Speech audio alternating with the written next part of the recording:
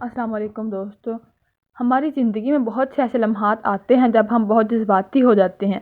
لیکن جذباتی ہونا بالکل برا نہیں ہے، لیکن اگر یہی جذباتیت ہم پر حاوی ہو جائے تب ہم بہت نقصان اٹھاتے ہیں۔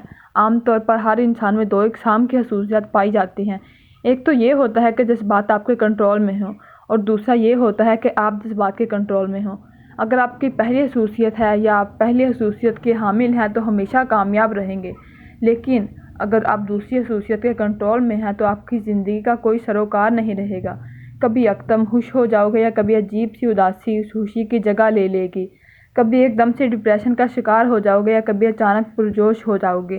اور اگر ایسے کسی جذبات میں آ کر کسی سے کوئی وعدہ کر لیا تو وقت گزرنے کے ساتھ ساتھ آپ کو یہ احساس ہوگا کہ تم نے کیا کر دیا ہے، یا کبھی خوش ہو کر مستقبل کا کوئی فیصلہ کر لیا تو بعد میں پچھتاوا ہوگا کہ آپ نے یہ کیوں کیا۔ اب آپ یہ سوچ رہے ہوں گے کہ ان تمام باتوں کا تعلق تو میرے جذبات سے ہے، مجھ سے نہیں۔ لیکن ذرا سوچیں کہ یہ جذباتیت کہاں سے جنم لیتی ہے؟ یہ جذبات آپ ہی کا عکس ہیں، آپ کے وجود کا ایک اہم حصہ ہیں۔ کسی بھی خواہش کے پورے ہو جانے پر اچانک سے خوشی سے چہرے کا جگمگا اٹھنا، یا کسی بات پر ایک دم سے غصے میں آگ بگولا ہو جانا، یہ سب آپ کے جذبات ہی تو ہیں۔ یہ آپ ہی کی زندگی کا ایک حصہ ہیں، اس میں کچھ بھی غلط نہیں۔ لیکن ہار یا جذبات کا یوں حاوی ہو جانا صحیح بھی نہیں ہے۔ ہر چیز اپنی لمٹ میں، اپنے توازن میں ہی اچھی لگتی ہے۔ اس کے بنا یا تو خراب ہو جاتی ہے یا نقصان دہ بن جاتی ہے۔